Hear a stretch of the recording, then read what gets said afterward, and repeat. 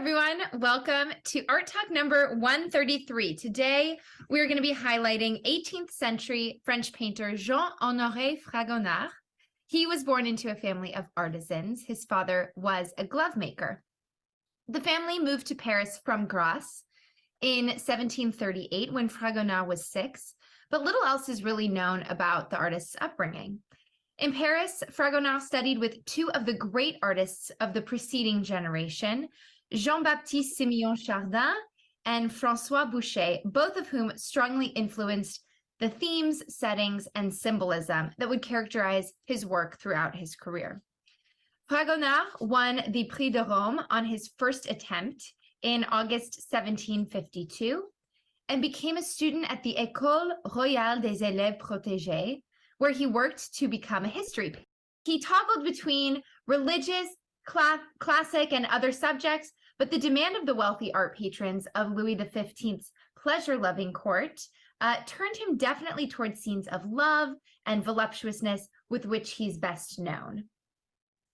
So starting off with his most famous piece, The Swing, a somewhat risque composition depicting the mistress of the Baron de Saint-Julien. So this young woman, positioned at the painting's center, appears on a swing wearing a pink dress.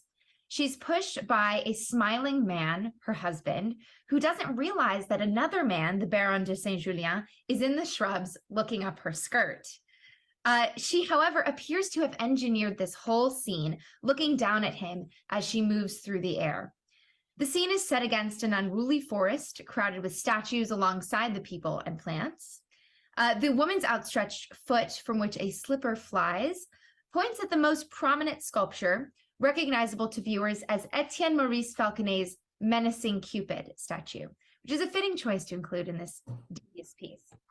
But the swing is composed to direct the eye in such a way that the narrative is revealed gradually, following the motion of the swing from husband to lover, and framed as if it were a scene in a play. Blind Man's Bluff is full of deceptions. So the two figures are in pastoral costume, but they may be noble or bourgeois figures playing at being pastoral figures. The background seems to be a forest or a wood, but it could also be a stage set. So in short, it seems to abolish the boundary between truth and lie, reality and fiction. The Toledo Museum of Art, where this painting is located, describes this work, quote, playfully erotic and sensuously painted. Jean-Honoré Fragonard's scene of youthful flirtation fulfills the 18th century aristocratic French taste for romantic pastoral themes. The Seesaw is one of a pair of paintings intended to be seen together, both of which show popular games with these sexual undertones. So the first is Blind Man's Bluff, which the girl peeks out from under her blindfold while the man approaches from behind, as we just saw. And this suggests courtship, while the Seesaw is intended to be seen immediately afterwards and suggests the consummation of the relationship. So the Seesaw shows a young man and woman balanced on a plank of wood. The man's end of the plank is at the ground, flanked by two small children, while the woman is raised in the air, her hand catching hold of a branch above. And the scene is largely framed by trees with hints of blue sky and an architectural element visible in the background. And at the base of the seesaw are remnants of a picnic, including a wine bottle that has toppled over. The Bathers is dominated by a group of about 8 women, framed by foliage in green and yellow and white clouds against a blue sky. The women are nude and shown bathing in a stream with ripples of white water that are distinct in the lower left, but create kind of an indistinct boundary between bodies and foliage towards the center of the canvas.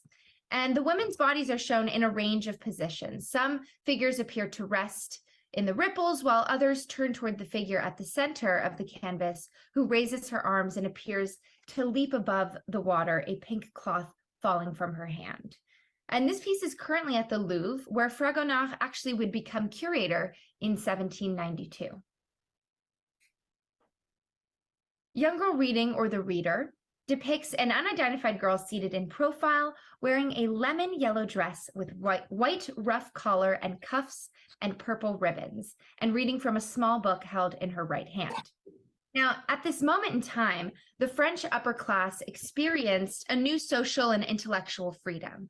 Aristocrats and wealthy bourgeois focused on play and pleasure, and grace and wit were prized in social interactions. So there was a new intellectual curiosity, which gave rise to a healthy skepticism toward these well-worn truths.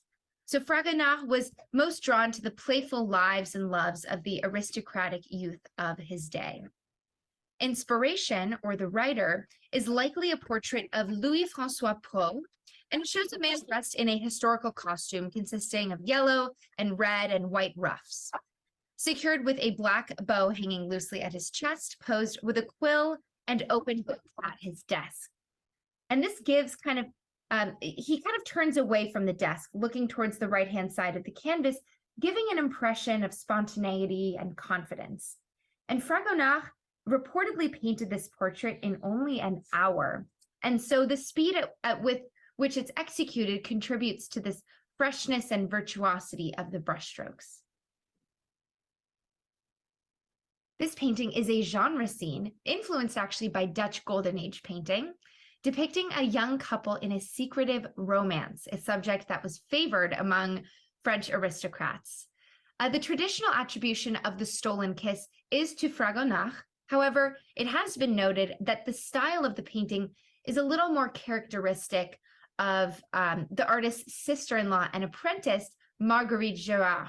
So because of that, some scholars consider the painting to be either a collaboration of Gérard and Fragonard or solely a Gérard work. If you're interested in learning more about Fragonard, there was a biography published of him and his art by Jean-Pierre Cousin, which is available on Amazon. And we also wanted to highlight the Fragonard Perfumery.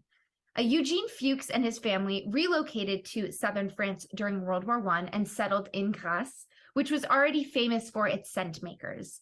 Fuchs became enamored by the perfume industry and started a maison of his own. He named it after the famed painter from that city, and also as a way to honor and thank the town for welcoming him and his family.